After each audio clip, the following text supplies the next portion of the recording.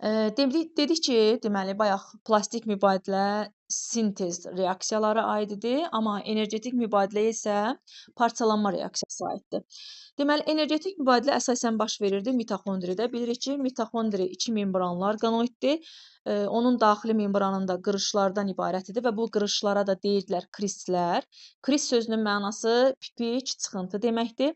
Deməli, mitoxondriyanın orta hissəsi, yəni matriksi, boşluğu matriks adlanırdı. Bunun matriksində nələri var idi?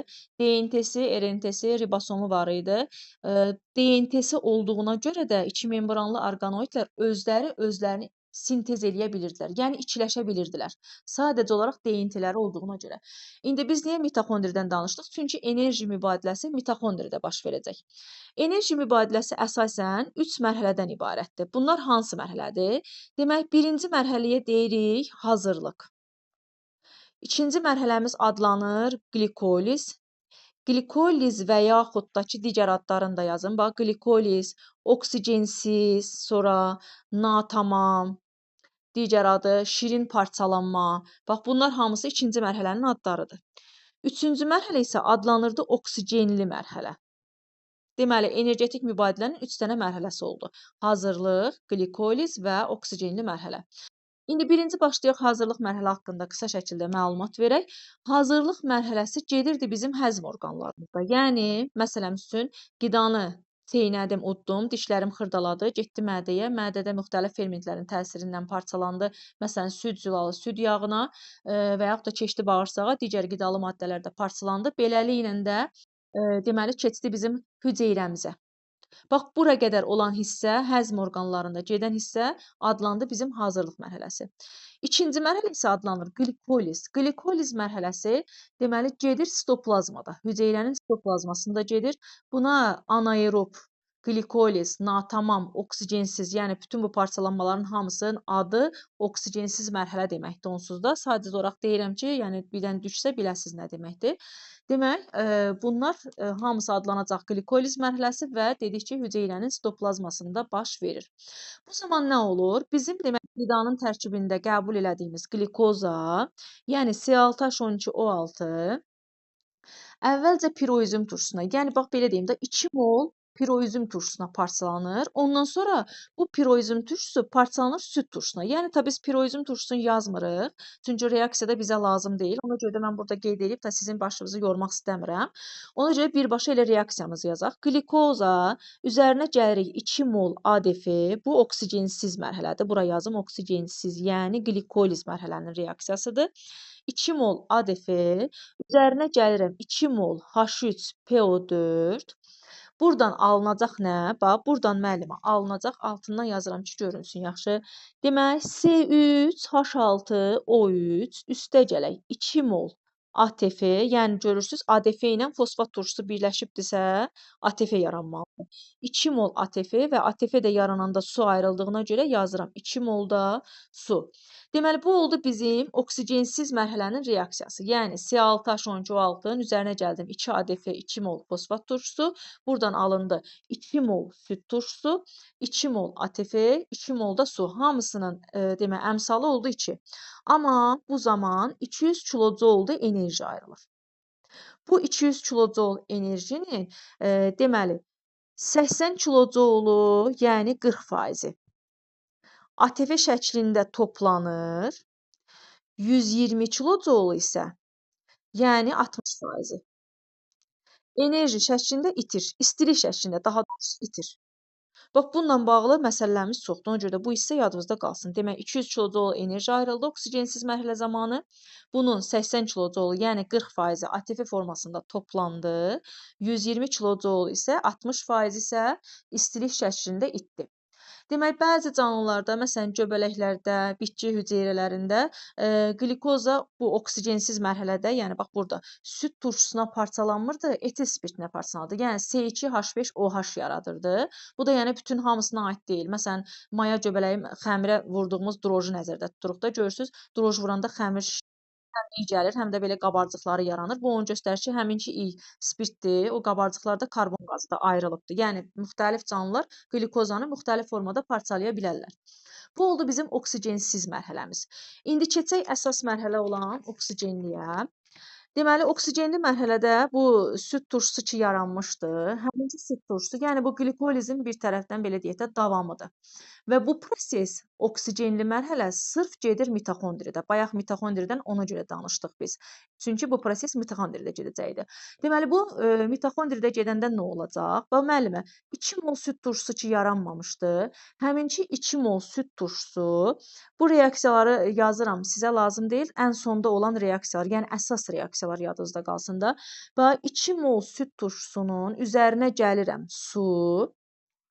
Bu zaman karbon qazı ilə yaranacaq müəllimə burada hidrogen.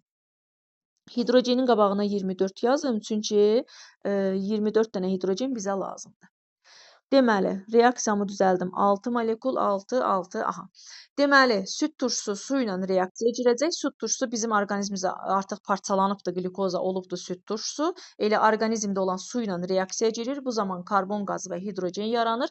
Yaranan bu karbon qazı çıxır bizim ətraf mühitimizə. Yəni tənəffüs elədik. Oksigeni uddum, oksigenli mərhələdir deyə. Hələ ki düzdür, reaksiyanı yazmamışam, amma oksigeni uduram. Bu zaman karbon qazı yaranır və karbon qazı da ətraf mühitə çıxır. Amma bu sərbəst hidrogen müəllimə bax, müxtəlif fermentlərin təsirindən oksidləşir, çevrilir hidrogen kationuna. Yəni hidrogen neytral burada yazmamışdım. Hidrogen neytral yox, artıq elektron verib çevrilir burada hidrogen müsbətə. Bizə lazım olan bu hidrogen müsbətdir, çünki potensiallar fərqi yaranacaq. Bu hidrogen müsbət, mitoxondri neçə membranlı idi, onu birinci deyin.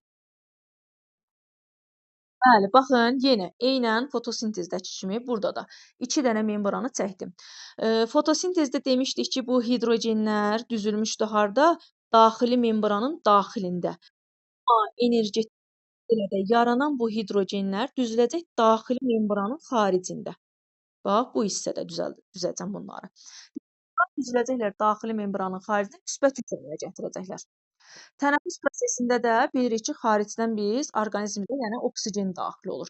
Daxil olan oksigen də, yəni qəbul elədiyimiz oksigen, bu neytral oksigen elektron alacaq. Elektron alıb çevriləcək O mənfiyə, oksigen mənfiyə, yəni elektron verdi. Burada 2 yazım, çünki O2 formasında qəbul edirik də bunu. Bax, bu da mənfi olduğuna görə görürsüz, mənfidir. Burada da müsbət var. Bax, bu yaranan mənfi oksigen gəlib düzüləcək daxili membranın daxilində. Burada düzüləcəklər. Eynən fotosintezdə dediyim kimi, burada da deməli, potensiallar fərqi yaranacaq, müsbətlə mənfi bir-birini cəzb eləyəcək və potensiallar fərqi yaranacaq, çatacaq 200 millivolta. Bu zaman ATF sintetaza fermentinin proton kanalı, yenə proton kanalı yaranacaq, bura dağılacaq və müsbət keçəcək mənfiyə tərəf. Beləliklə də, deməli, hidrogenlə oksigen, bu oksigen idi, bu da hidrogen idi, elə deyil. Burada qeyd edirəm, deməli, hidrogen müsbətin üzərinə gəlirəm, oksigen mənfi. Buradan nə alacam? Alacam buradan su, bir də oksigen. Hansı ki, bu oksigendən mən indi istifadə edəcəm reaksiyada. Yəni, parçalanma reaksiyasında 2 molekul su, reaksiyamızı düzəldək, 4 dənə, oksigenimizdə 4 dənə idi, burada 4 dənə yazaq. Aha, bu da oldu bizim reaksiyamız. Deməli, burada olan potensiallar fərqi nəticəsində bu ikisi birləşir deyə hidrogen müsbətlə oksigen mənfi birləşərək su və oksigen əmələ gətirirlər. Oksigendən də biz istifadə edəcəyik. Deməli, müəllimə, burdan 24 dənə görürsüz hidrogen yaranmışdı, elə deyil. Baxın, eynən burada da 24 dənə hidrogen protonu keçəndə, yəni 24 dənə hidrogen protondan keçəndə, indi reaksiyanı yazacağam, o reaksiyanı yadda saxlayarsınız. Bax, 36 dənə ATF yaranacaq, 42 molekul su yaranacaq, 2600 kilojolda enerji yaranacaq. İndi mən burada oksigenli mərhələnin reaksiyasını yazacağam. Oksigenli mərhələnin reaksiyası necə idi? Deməli, ən sonda biz yadınıza gəldisə əgər qlikozanı parçalamışdıq, süd turşusu almışdıq. Süd turşusu ilə reaksiyamı davam edirəm. Deməli, C3H6O3 bu mərhələ oksigenli olduğuna görə burada oksigen iştirak eləyəcək. Yazacağam O2 üstə gələk. 36 mol ADF, 36 mol H3PO4. Bu zaman nə alınacaq? İndi reaksiyamızın tənliyini yazaq. artıq süd turşusu ta son məhsullarına qədər parçalanır. Yəni karbon qazı ilə suya qədər parçalanacaq. Ona görə burdan yazacağam ki, alınacaq burdan karbon qazı, üzərinə gələcəm su, çünki son parçalanma məhsulu karbon qazı və sudur. Bir də burdan 36 ADF ilə 36 fosfat turşusu birləşməmişdi. Demək, onlar da birləşib 36 dənə ATF-yə. Və bu zaman müəllimə yenə enerji ayrılacaq. 2600 kilojul enerji yaranacaq. İndi reaksiyamın tənliyini bir dənə düzəldim. Bura 2 yazım. Altını yazaq oksigenin qabağına. Bura yazaq 6. Buradan da 42 molekul da su ayrılacaq. Deməli, dedim ki, 2600 kilojul enerji yarandı.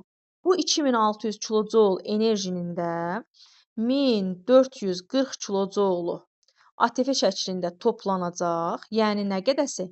55%.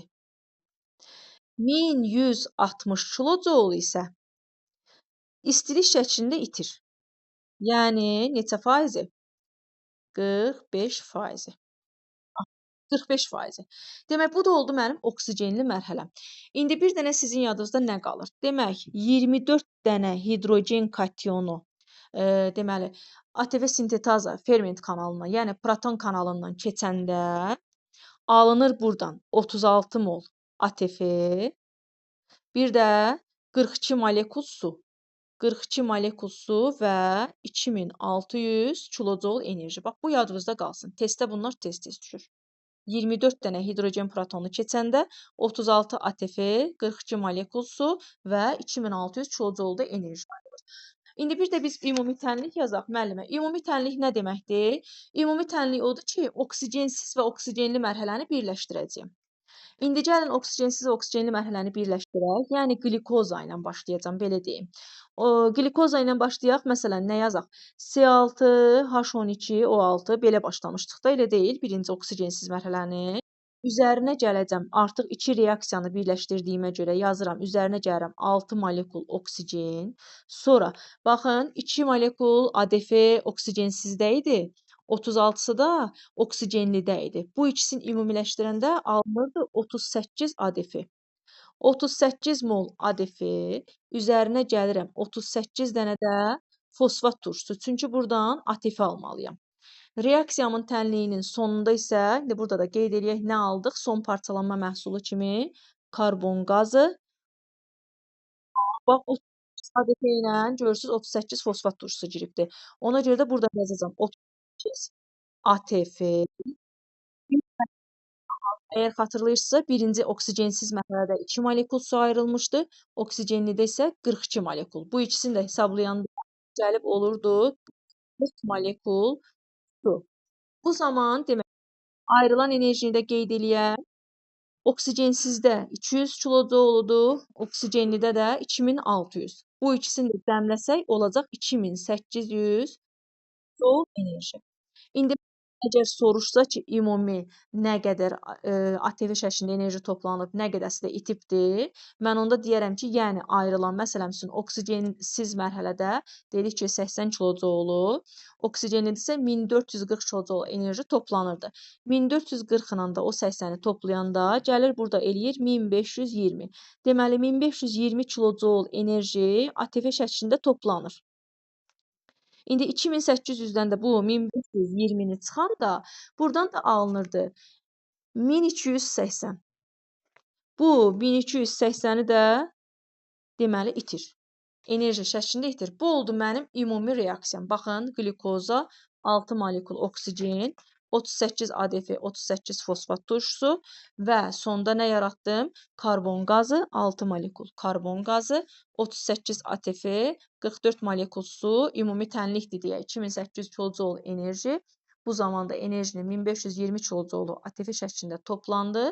1280 kilojoul isə istilik şəklində ətraf mühitə səpələndi.